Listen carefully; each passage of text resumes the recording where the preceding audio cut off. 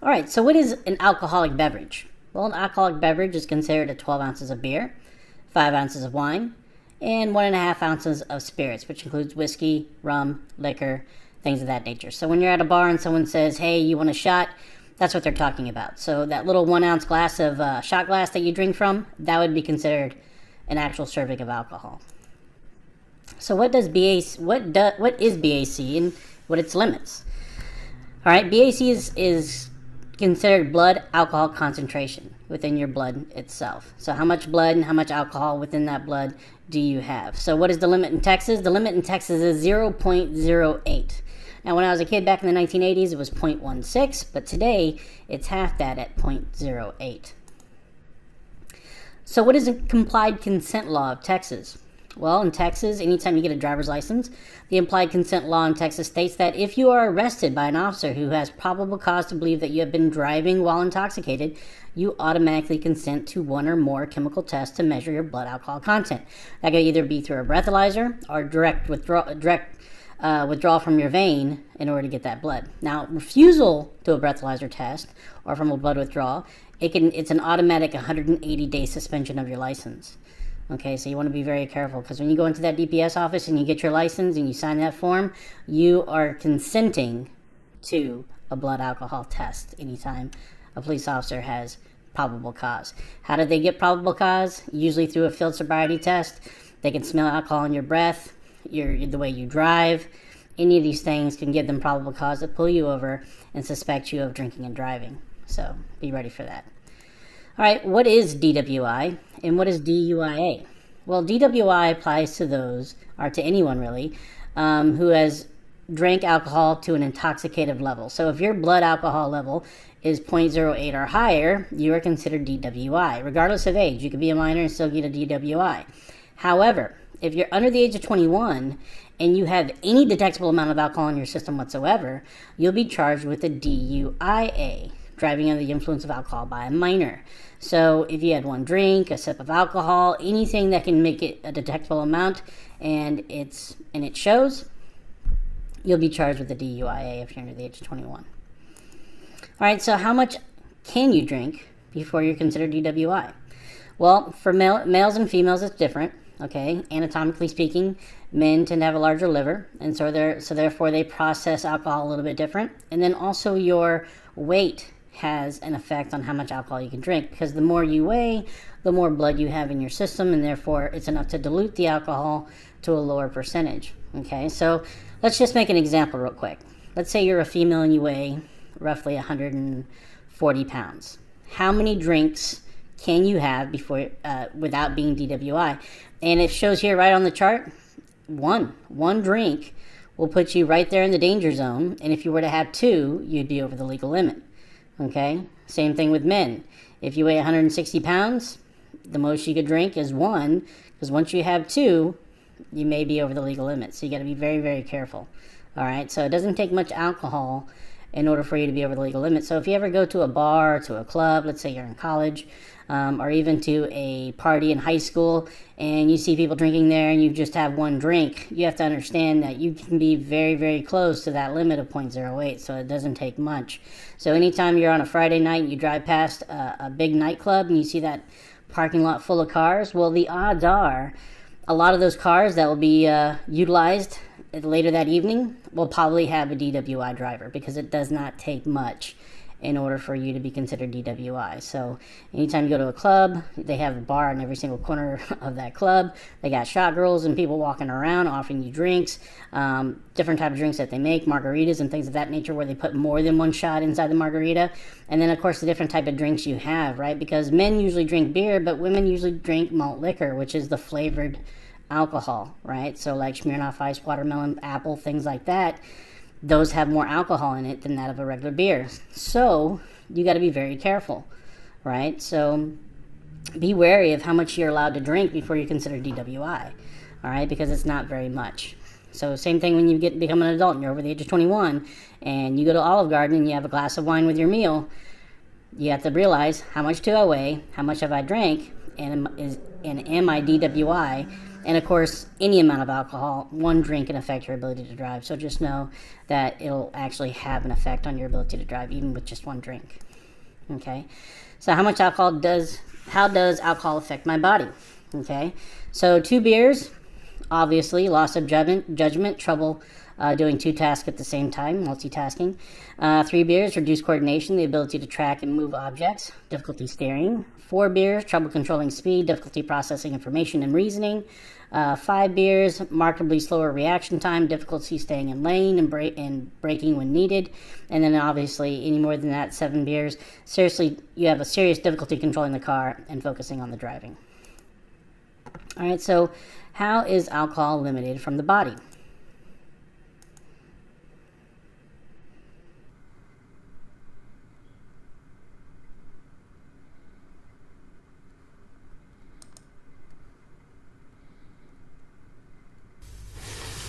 When you drink, alcohol is absorbed straight into the bloodstream through the stomach and the walls of the small intestine. If you have food in your stomach, the alcohol may take a little longer to be absorbed. But once it's in your system, there are only a few ways the body can get rid of it. A little goes out through the kidneys and the urine. A little may be sweated out. And some is breathed out through the lungs, which is the reason the breathalyzer works.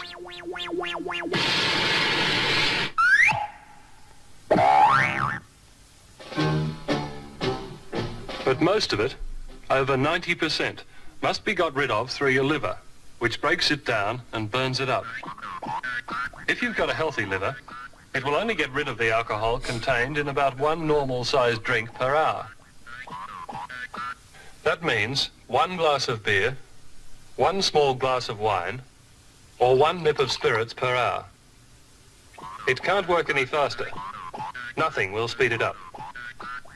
So when you drink faster than about 1 glass per hour, alcohol accumulates in your system, pushing your blood alcohol level higher and higher. This blood alcohol level is expressed as a figure, a percentage, 0.05%, 0.08%, 0.10%, and so on. This figure indicates the percentage of alcohol in your blood. Because your liver can only get rid of alcohol at a fixed rate, after a heavy night's drinking, your blood alcohol level may still be over the legal limit for driving the next morning. Coffee, cold showers are no help. They may wake you up and create the illusion of sobriety, but they have no effect on your blood alcohol level. The only way to get sober is to give your liver the time to break down the alcohol in your system.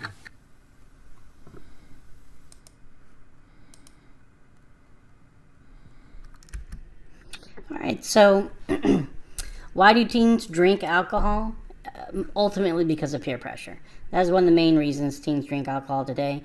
A lot of times, if you ever think about it, most alcohol, if any alcohol, if you ever had any, does not taste good at all. It doesn't feel good going down. So why would you choose it as a beverage, right? Anytime I walk into a store, I want something that tastes good and makes me feel good.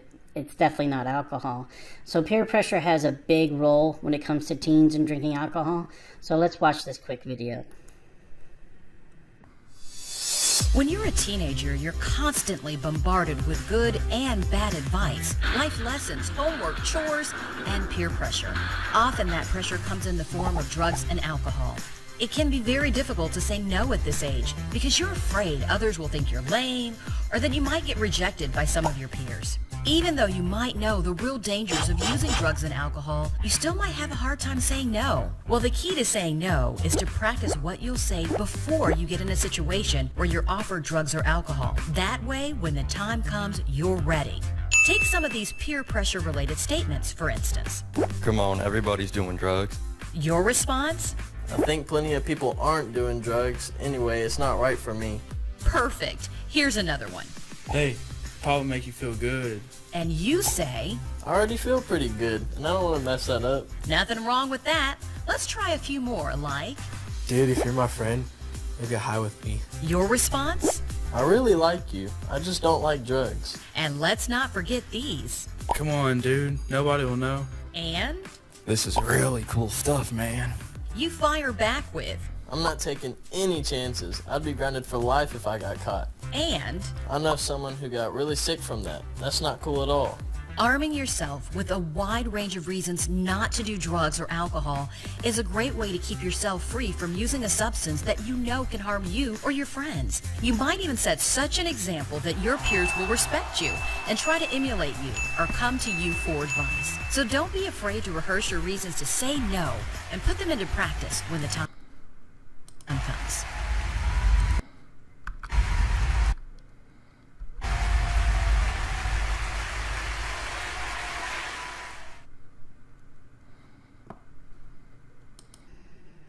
All right, so what is considered drugs? Okay, when it comes to drugs, you got over-the-counter drugs, things like Tylenol, ibuprofen, NyQuil, anything that you can buy over the counter over at the pharmacy or your local grocery store or corner store is considered over-the-counter drugs. Now, can over-the-counter drugs affect your ability to drive? Absolutely. And in fact, you can get a DUI, driving under the influence, by just simply taking over-the-counter drugs. So if you take something like Benadryl, that affects your ability to stay awake or concentrate, or if it has any type of warning on the back that says do not operate heavy machinery, may cause drowsiness. Anytime you have that in your bloodstream, you could definitely get charged with the DUI, driving under the influence. And so therefore, you definitely want to be careful when you take these kind of drugs. So if you're under the weather and you're not feeling good and you're trying to get a good night's sleep and you take that NyQuil, it may affect your ability to drive in the morning, depending on how well your body has processed it. So just be careful. All right, prescription drugs. Now, the number one thing you should always ask your doctor anytime he prescribes you drugs, is it safe for me to drive? Will I be able to drive while taking this medication? And if the answer is no, it could definitely impact your life, right? So don't ever try to chance it. If you have to take medication in order to maintain your health, then by all means, take your medication. But if you do not, if it says not to operate a vehicle or do not drive or may cause drowsiness, you definitely don't want to get behind the wheel, because then you're putting everybody's life in danger, including your own. So be very careful with prescription drugs. Now, when it comes to illegal drugs, no matter where you take it, how you take it, it's illegal. You can't take it. All right, so anytime you take illegal drugs, you can be arrested, you can go to jail, and especially if you get behind the wheel. So don't get behind the wheel if you're taking over-the-counter medicine, prescription drugs, and especially illegal drugs, which includes narcotics, hallucinogens, amphetamines, cannabis, inhalers, and cocaine. Okay, so just say no to drugs. All right, so before we end up this lesson real quick and we go on to your assignment, this is a good watch for you teenagers out there.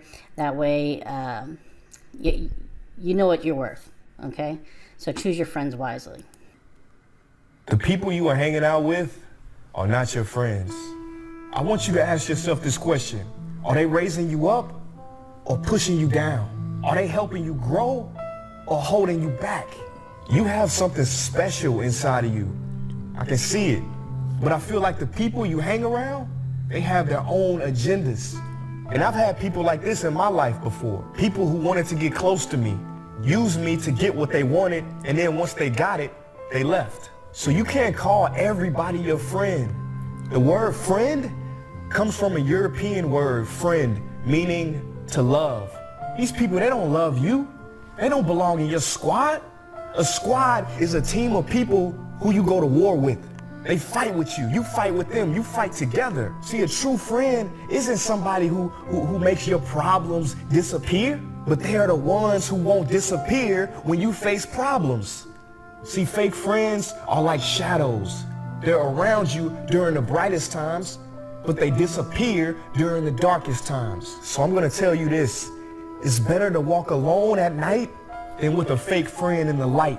Better an enemy attack you than a fake friend hug you. See, I know sometimes it's fun hanging out with them. You laugh, you joke, but see, that don't mean much. It's easy to be friends when things are going well. But what about when things ain't going well? Oprah said everybody want to ride with you in a limo. But what about when that limo breaks down and it's cold? Who's going to be there with you on the side of the road? Who's going to be there to carry your bags with you as you got to walk home?